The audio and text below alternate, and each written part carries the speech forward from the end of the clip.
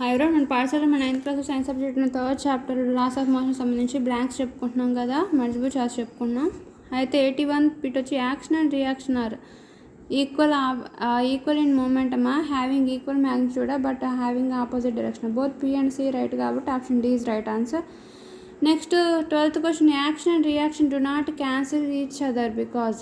Action and reaction రెండు do not cancel each other because they do not equal in magnitude, they act in same direction, they do not act on the same direction. Action reaction అంటే ఒకే body మీద act అవ్వవు, అది 2 bodies మీద act అవుతాయి. Okay,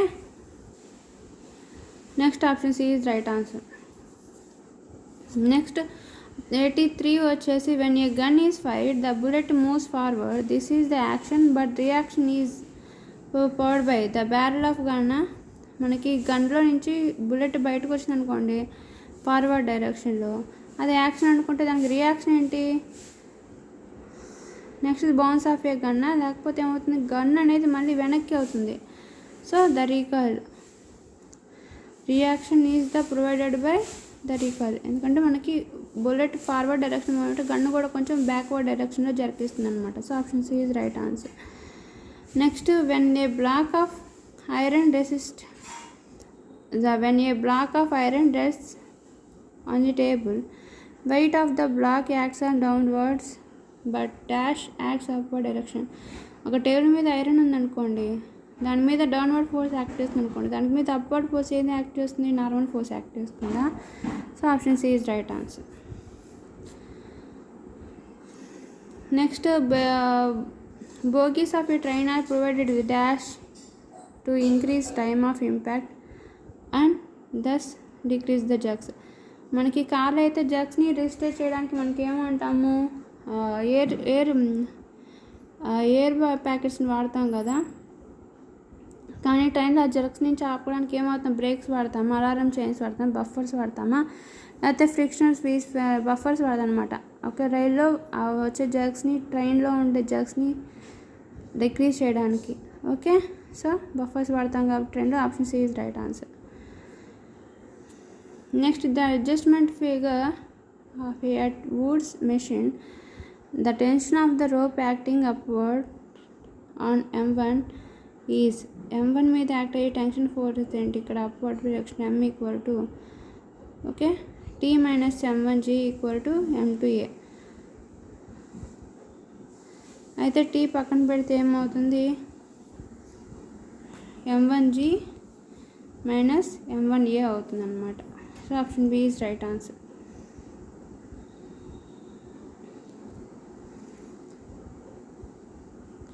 So the adjustment figure of that Atwood's machine, the tension of a rope acting upward on the M1. When M1 మీద tension అనేది upward direction add అయినప్పుడు దాని ఈక్వేషన్ ఎలా చెప్తాం?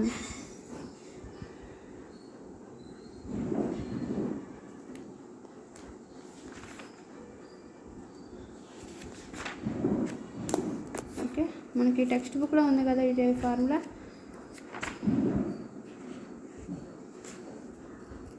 అట్వుడ్స్ machine tension force upward act అయినప్పుడు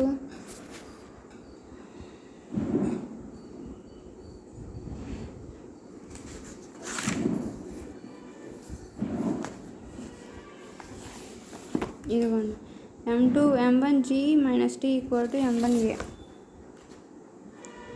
so ఇక్కడ మనకి upward rope మీద మాస్ M1 మీద అప్వర్డ్ టెన్షన్ ఫోర్స్ ఆడినప్పుడు first upward M1G minus tension is equal to M1Aగా అనుకుంటే ఇది ఇక్కడే ఉంటుంది, M1G ఇక్కడే ఉంటుంది. ఈ M1A అనేది ఈక్వల్ క్యూట్ అవుతుంది అనమాట, minus M1A equal to T యువతలకి వెళ్తే అటు అవుతుంది, ప్లస్ అవుతుంది. సో M1 కామన్ తీస్తే G minus A equal to T, ఇదే కదా. So option B is right answer.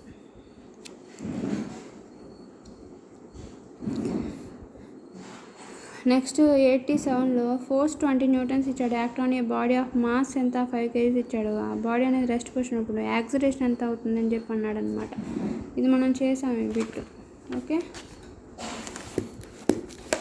Force 20 Newton's ఉంది, మాస్ ఉంది, యాక్సిలరేషన్ ఎంతో కనుక్కోమన్నాడు. F=ma అన్నప్పుడు ఏ పక్క తీసుకుంటే F/m అవుతుంది కదా. So 20 newtons by mass 5 kgs అయితే అంత 4 Nm/kg. ఓకే, అదే కదా మనకి 4 answer right. Option A is right answer. Next 1 kg weight, 1 kg ఇక్కడ అంటే 9.8 న్యూటన్స్ అనమాట. Option B is right answer. Next the force that causes a acceleration 1 m/s² అయితే body of mass 1 kg అయితే ఎలా ఉంటుంది ఆ ఫోర్స్ అనేది? F=ma. ఓకే, ఇక్కడ యాక్సిలరేషన్ వచ్చేసి 1 న్యూటన్ అవుతుంది. ఓకే, ఆప్షన్ కానీ 0.1 అన్నాడు, అది ఎలా వచ్చిందో నాకు అర్థం కాలేదు. రెండింటి ప్రొడక్ట్ కదా. 1 kg/s² అంటే 1 న్యూటన్ అవుతుంది. So option A is right answer. Next 90 bit అయితే the heart is pumping blood at x kg in unit time with constant velocity v m/s². The force needed F=ma. m అంటే mass x kg, a అంటే constant velocity కాన్స్టెంట్గా ఉంది. Okay, v అనే వెలాసిటీతో అక్కడ travel అవుతూ ఉంది. So ఇక్కడికి వచ్చేసి రెండింటి యొక్క ప్రొడక్ట్ F అంటే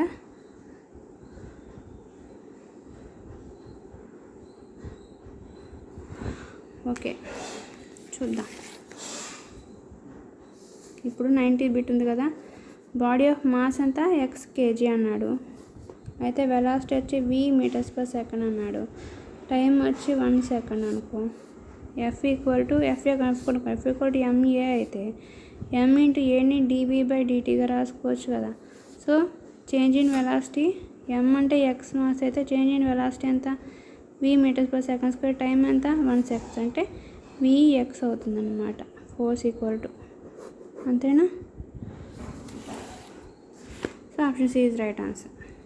next 2 billiard balls of each mass of 0.05 kg moving towards each other with the speed of 5 kg so collide and rebound the same speed impact of each other.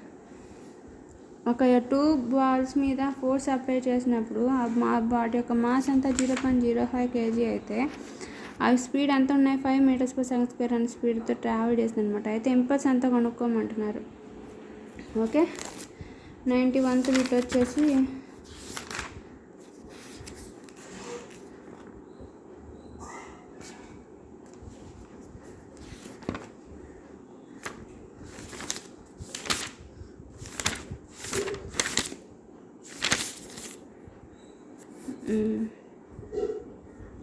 Net force ఎంత కనుక్కోమన్నారు అనమాట. Net force ఎంత కనుక్కోమంటే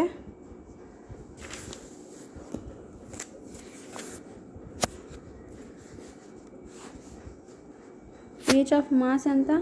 mass వచ్చి 0.05 kg moving towards each other. Speed ఎంత? Speed వచ్చేసి 5 m/s అయితే rebounds with the same speed, అలానే ఎంత గుద్దుకున్నాయి same అంతే స్పీడ్తో మళ్ళీ వెనక్కి వెళ్ళిపోయినాయి. Impulse on each of the body, ఈ 2 బాల్స్ మీద యాడ్ చేసి ఇంపల్స్ ఎంత కనుక్కోమన్నారు.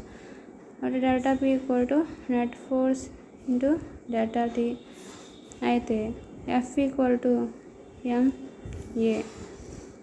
m వెలాసిటీ ఎంత dv/dtగా రాసుకుంటే m 5 m/s 1 సెకండ్ అనుకుంటే 0.05 kg ఇంటూ 5 ఎంత అవుతుంది?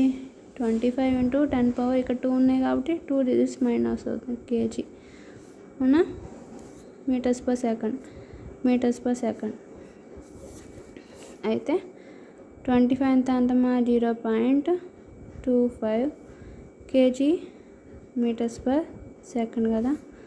ఇదంతా నెట్ ఫోర్స్. దీన్ని మనం ఇంపల్స్లో సబ్స్టిట్యూట్ చేసుకుంటే delta P net force 0.25 kg m/s into delta time ఎంత? 1 సెకండే కదా. సో న్యూమరేటర్లో 1 సెకండ్ సారీ. ఓకే, ఇక్కడ టైం ఎంత ఇచ్చాడు?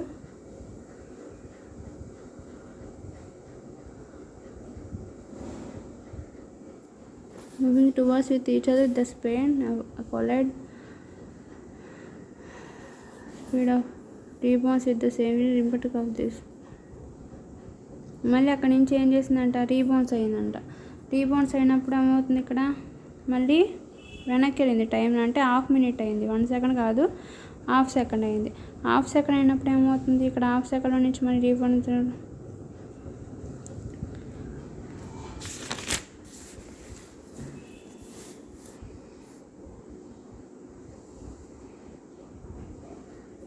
Okay, so impulse imparted to each bar by the other is.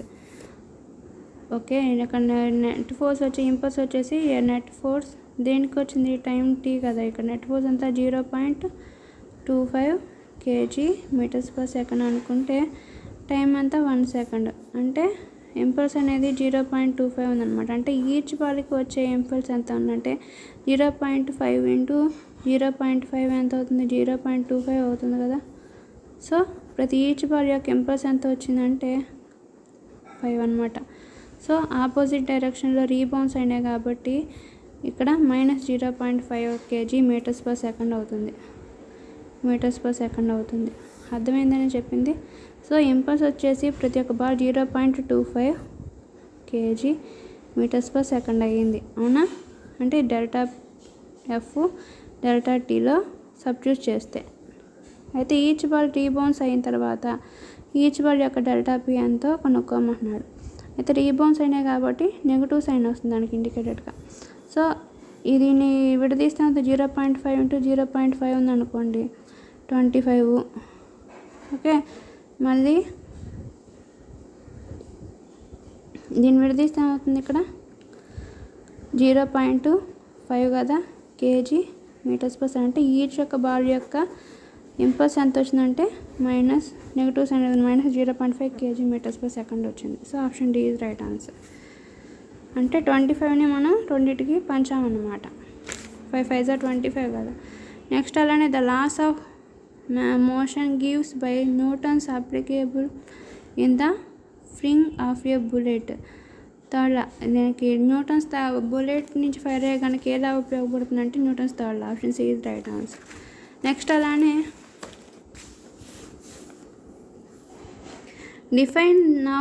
Definition of force is given by Newton's. Newton's లాలో definition of force is given by Newton's. ఏ Newton లాలో force యొక్క definition వివరించబడింది, first law. Okay, next answer is right answer. Next one వచ్చి the dried leaves of a tree fall at the instant when we shake a tree it is applicable to Newton's. ఒక ఎండిపోయిన ఆకు చెట్టు నుంచి రాలింది అనుకోండి, మనం ఏం చేస్తాం, చెట్టు మొత్తాన్ని కదిపామనుకోండి, అప్పుడు ఏమవుతుంది, ఆ చెట్టు అంతకుమించి ఎక్కువ ఆకునే వదులుతుంది. అంటే యాక్షన్ అండ్ రియాక్షన్ కాబట్టి న్యూటన్స్ థర్డ్ అనేది దానికి ఉపయోగపడుతుంది.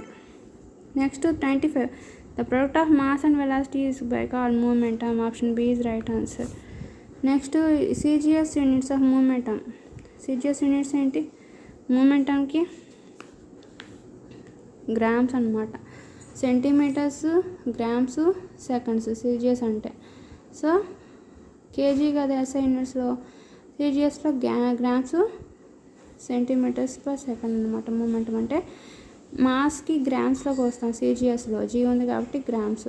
అండ్ వెలాసిటీని మీటర్స్/s కదా, ఇక్కడ సెంటీమీటర్స్లో చూస్తాం కాబట్టి మీటర్ని సెంటీమీటర్స్/s రాసుకుంటాం. ఎస్ అంటే ఇక్కడ సెకండ్ అనమాట. ఓకే, ఈ మాస్కి వెలాసిటీకి యూనిట్స్ సిజిఎస్లో కాబట్టి అది మూమెంటం యూనిట్స్ అయింది. నెక్స్ట్ 97లో F is the force, A is the acceleration of a body and relation between F and ఏ.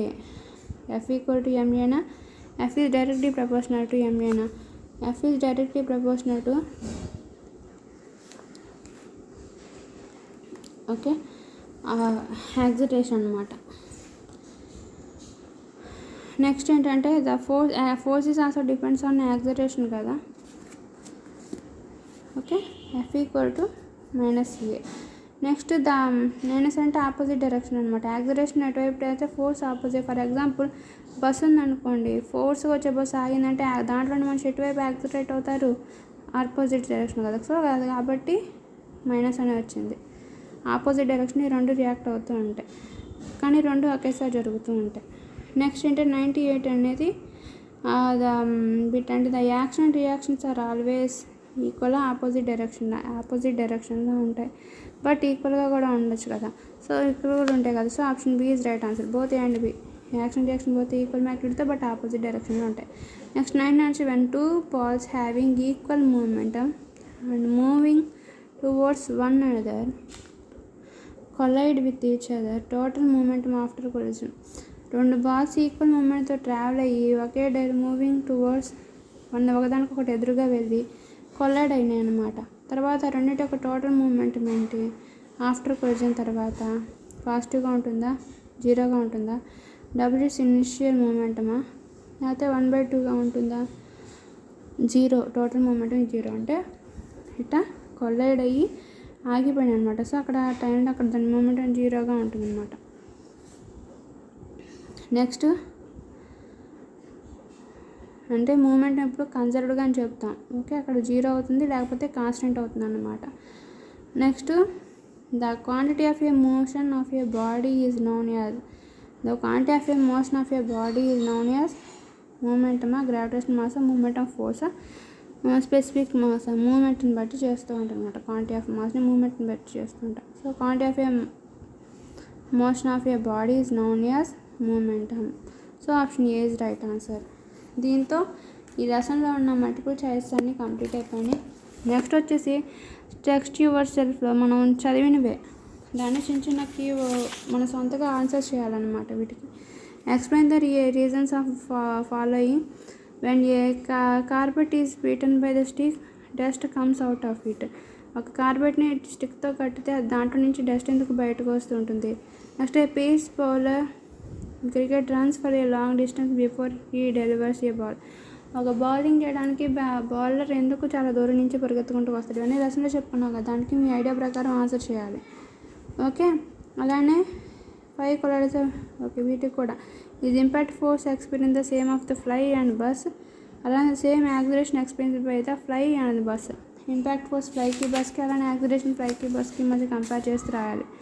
అలానే ఇవన్నీ లెసన్లో చెప్పినట్టుగానే మీ దగ్గర టెక్స్ట్ బుక్ వర్క్ బుక్ ఉంటుంది కదా, దాన్ని బట్టి చూసుకొని మీరు ఐడియా ప్రకారం ఆన్సర్ చేయండి. Okay, thanks for watching my video. నా వీడియోస్ కోసం నచ్చినట్లయితే లైక్ చేయండి, వీరంతమందికి షేర్ చేయండి. అండ్ మరిన్ని సైన్స్ సబ్జెక్ట్ వీడియోస్ కోసం నా ఛానల్ సబ్స్క్రైబ్ చేయండి.